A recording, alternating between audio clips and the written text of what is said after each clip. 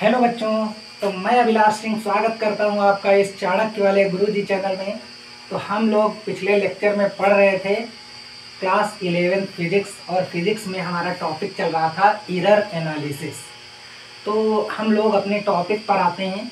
हमने आपको पढ़ाया था कि योग में त्रुटियां कैसे निकालते हैं और अंतर में त्रुटियां कैसे निकालते हैं।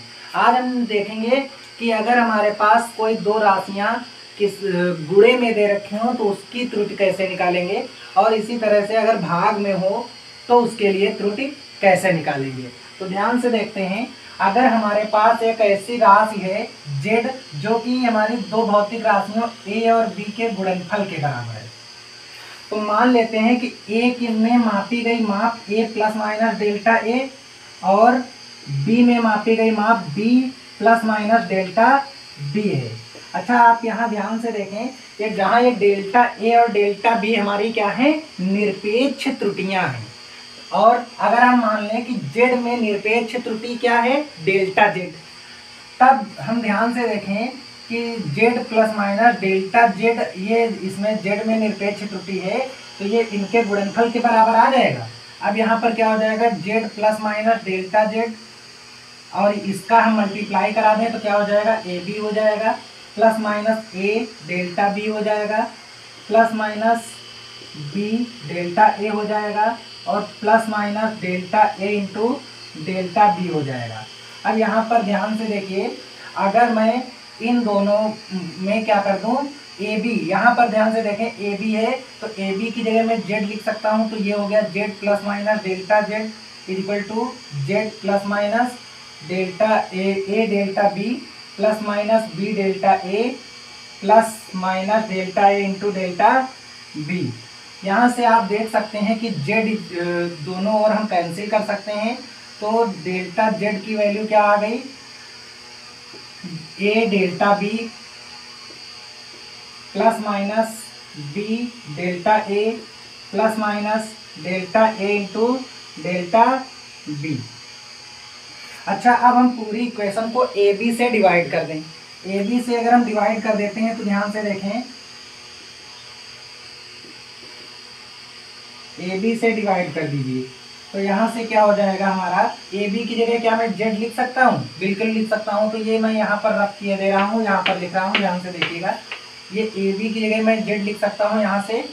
तो यहाँ मैंने लिख दिया delta Z upon Z is equal to A cancel हो जाएगा तो डेल्टा बी अपान बी आ जाएगा, और इसके आगे प्लस माइनस का साइन लगा था तो हम ऐसे लगा सकते हैं, और ये हमारा प्लस माइनस बी से बी कैंसिल हुआ तो डेल्टा ए अपान ए हो जाएगा, और प्लस माइनस ये हो जाएगा delta A upon A into delta B upon B.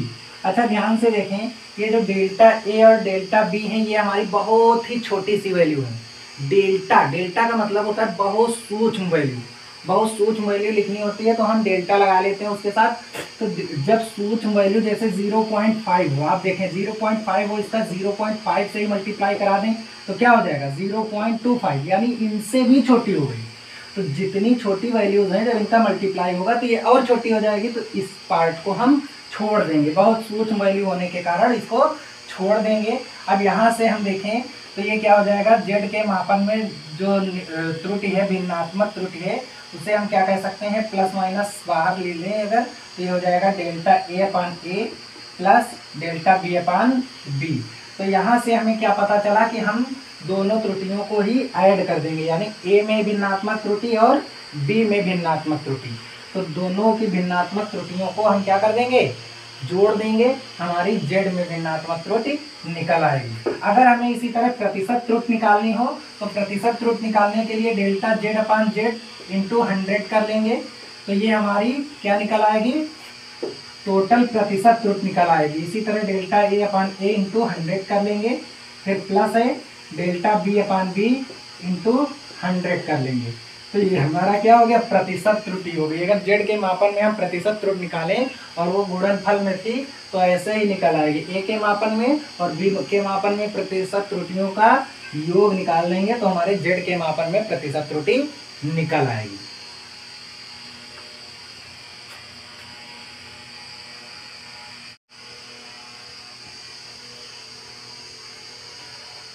चलिए अब हम लोग देखते हैं कि अगर हमारे पास कुछ इस प्रकार से दे रखा है z equal to A B square upon C, तो हम देखें z के मापन में हमें टोटल त्रुटि निकालनी है। अगर हमारी z जो है a b और c तीन भौतिक राशियों पर निर्भर करती है, तो तीनों के लिए हमको त्रुटि दे रखी होगी, तो टोटल त्रुटि z के मापन में कितनी होगी वो हम कैसे कैलकुलेट करते हैं। तो ऐसे क्वेश्चंस को एक फार्मूला बना लेते हैं। अभी मैं इसको बता रहा हूँ तरीका, आपके लेवल पर इसको प्रूव करना कोई ज़रूरी नहीं है, लेकिन मैं आपको बता दे रहा हूँ, उसके बाद मैं समझा देता हूँ कि डायरेक्ट भी आप उस फार्मूले को लिख सकते हैं। ध्यान से देखें, दोनों पक्षों में क्या ले लेंगे, लॉग ले लेंगे। Log z equal to log A B square upon C. तो ये लॉग m अपान n का एक फार्मूला होता है। लॉग m अपान n का क्या होता है, log m minus log n। तो यहाँ पर हम क्या लगा लेंगे, ये हमारा लॉग z है इक्वल टू ये क्या हो जाएगा, log A B square plus minus का लॉग सी हो जाएगा। अच्छा, अब एक फार्मूला और होता है लॉग m इंटू n का, ये होता है log m plus log n। तो यहाँ से हम लगा लेंगे लॉग z है हमारे पास, तो ये हो जाएगा लॉग m इंटू n है, तो a हो गया प्लस लॉग b स्क्वायर हो गया माइनस का लॉग c हो गया। इसी तरह से अब हम क्या लिख सकते हैं, एक फार्मूला और लॉग में होता है लॉग m की पावर n, तो इसको हम लोग लिख लेते हैं n लॉग m। तो यहाँ से आप ध्यान से समझिए, हमारे लॉग में बस यही तीन फार्मूले होते हैं। इन्हीं तीन फार्मूलों की सहायता से हम लॉग वाले क्वेश्चन को सॉल्व करते हैं। तो लॉग z इक्वल टू क्या हो गया, log a plus 2 log b minus का लॉग c। तो यहाँ से क्या हो जाएगा ये हमारा। अब हम इसमें दोनों पक्षों में क्या करेंगे, आंशिक अवकलन करेंगे।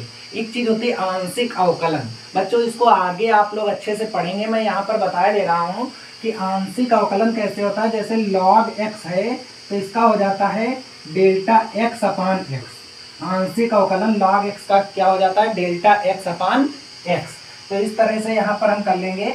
लॉग z का जब आंशिक अवकलन करेंगे, आंशिक अवकलन करने पर तो लॉग z का क्या हो जाएगा, डेल्टा z अपान z। इसी तरह लॉग a का क्या हो जाएगा, delta a upon a plus इसमें 2 इधर बाहर रहेगा। लॉग b का क्या हो जाएगा, डेल्टा b अपान b हो जाएगा माइनस इसका क्या हो जाएगा, डेल्टा c अपान c हो जाएगा। तो ध्यान से देखिएगा, ये हमारी निरपेक्ष त्रुटियां निकल आई हैं। लेकिन अगर हमें अधिकतम निरपेक्ष त्रुटि आपसे अधिकतम पूछी जाएगी, जब भी कोई क्वेश्चन आएगा तो उसमें आपके लिए आएगा कि अधिकतम प्रतिशत त्रुटि आती है। तो प्रतिशत त्रुटि में बदलने के लिए ये क्या हो जाएगा, डेल्टा z अपान z इंटू 100 कर लेंगे और इस पर एक मापांक लगा देंगे ताकि ये प्लस में निकले। डेल्टा a अपान a को भी क्या कर लेंगे, 100 कर लेंगे और प्लस 2 डेल्टा b अपान b इंटू 100 कर देंगे। तो ये भी हमारी प्रतिशत त्रुटि में बदल दी गई। और अगर अधिकतम त्रुटि की बात कर रहा है, अधिकतम प्रतिशत त्रुटि, तो माइनस की जगह क्या कर लेंगे, प्लस कर लेंगे, डेल्टा c अपान c इंटू 100। तो ये हमारा क्या हो गया, अधिकतम प्रतिशत त्रुटि निकालने के लिए फार्मूला आ गया है। ये फार्मूला आपको अभी अच्छे से ना समझ में आया हो कोई प्रॉब्लम नहीं है, बस मैंने आपको ये बता दिया। इसको लिखने का एक डायरेक्ट मेथड है, वो मैं आपको बताता हूँ। ध्यान से देखिएगा कैसे लिखते हैं इसको आपको समझ में नहीं आया तब भी कोई प्रॉब्लम नहीं, लेकिन आप इसको एक बार देख लीजिए। देखिए इस फार्मूले को हम कैसे लिखेंगे।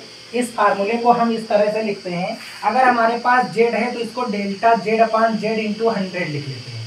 z के मापन में अधिकतम प्रतिशत त्रुटि ये हो गई। अब ये क्या हो जाएगा, इसमें कुछ नहीं करना है, जैसे a की पावर प्लस हो माइनस हो, हमें कुछ नहीं, कोई मतलब नहीं। हमें अगर अधिकतम प्रतिशत त्रुटि निकालना है तो प्लस लेना है। ध्यान से देखिए, a को हम क्या लिख सकते हैं, delta a upon a into 100।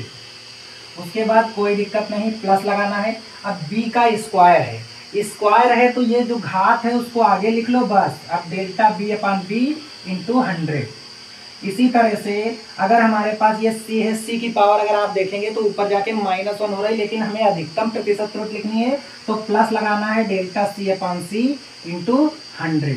तो अधिकतम प्रतिशत त्रुटि के लिए हम c सीधे कर लेंगे। आपको कोई भी फार्मूला दिया जाए सीधे आप उसमें लगा लेंगे, है ना। जैसे कि आपको एक और बताता हूँ, ध्यान से देखिए। जैसे ए बी स्क्वायर हो गया, सी क्यूब हो गया, अंडर रूट डी हो गया। चलिए इसको लिखते हैं तो ये क्या हो जाएगा, delta Z upon Z into 100 is equal to A के लिए क्या हो जाएगा, delta A upon A into 100। इसी तरह क्या हो जाएगा, इसमें 2 आगे आ जाएगा, delta B upon B into 100। इसी तरह से आगे अगर हम इसको लिखेंगे सी क्यूब में प्लस 3 आगे आ जाएगा, डेल्टा सी अपान सी इंटू 100। और ये रूट डी वाले में क्या हो जाएगा, 1/2 आगे आ जाएगा, डेल्टा डी अपान डी इंटू 100। क्योंकि यहाँ पर आप देखें तो डी की पावर 1/2 ही तो थी, पावर हमने आगे ले ली बस, तो ये हमारा फार्मूला लिख गया। अब इसमें आपको सीधे ए के मापन में, बी के मापन में, सी के मापन में, डी के मापन में त्रुटियां दे रखी होगी, सीधे यहाँ वैल्यू उनकी रख देंगे और ये हमारा सॉल्व हो जाएगा।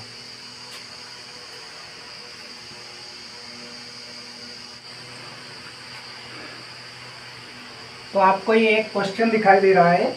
इस क्वेश्चन में क्या है, दे रखा है यदि एक भौतिक राशि s बराबर A B square upon C cube हो तथा भौतिक राशियों ए बी सी के मापन में प्रतिशत त्रुटियां क्रमशः जो है 1%, 2% तथा 3% है, तो s के मापन में अधिकतम त्रुटि क्या होगी, s के मापन में अधिकतम प्रतिशत त्रुटि क्या होगी। तो ध्यान से देखें, s के मापन में ये हमारे पास क्या लिखा है, s equal to A B square upon C cube.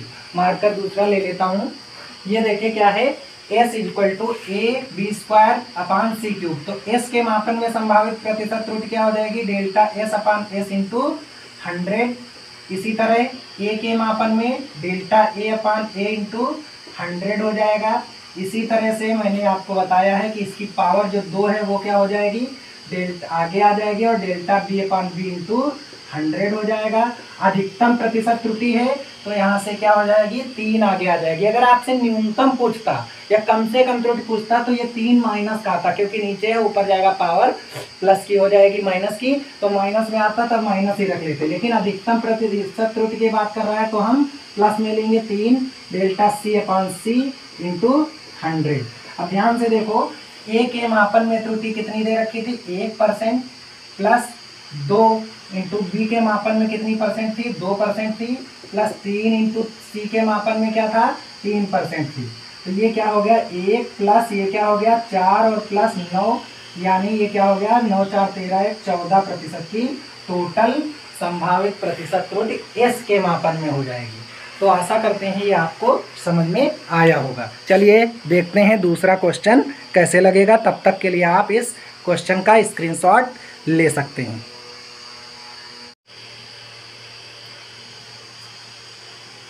तो हमारे पास एक और क्वेश्चन है, एक पेचमापी के द्वारा गोले की त्रिज्या के मापन में 2% की त्रुटि होती है, तो उसके आयतन के मापन में होने वाली अधिकतम प्रतिशत त्रुटि ज्ञात कीजिए।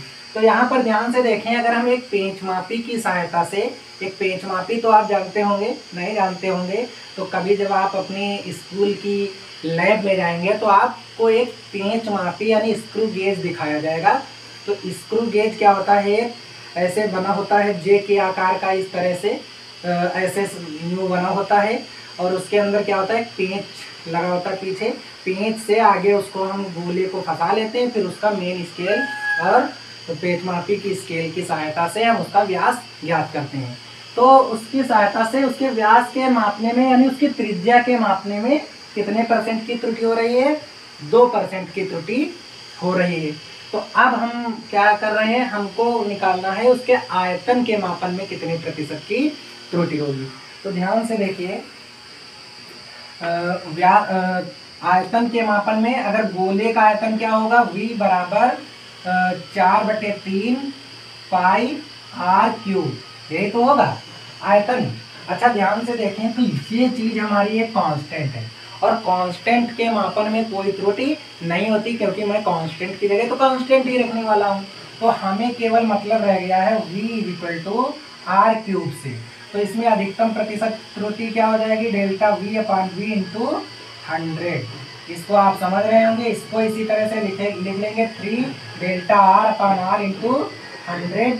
तो यहाँ से क्या हो जाएगा 3 इंटू इसके आर के मापन में कितने % की त्रुटि थी, तो आयतन के मापन में आ गई 6% की त्रुटि।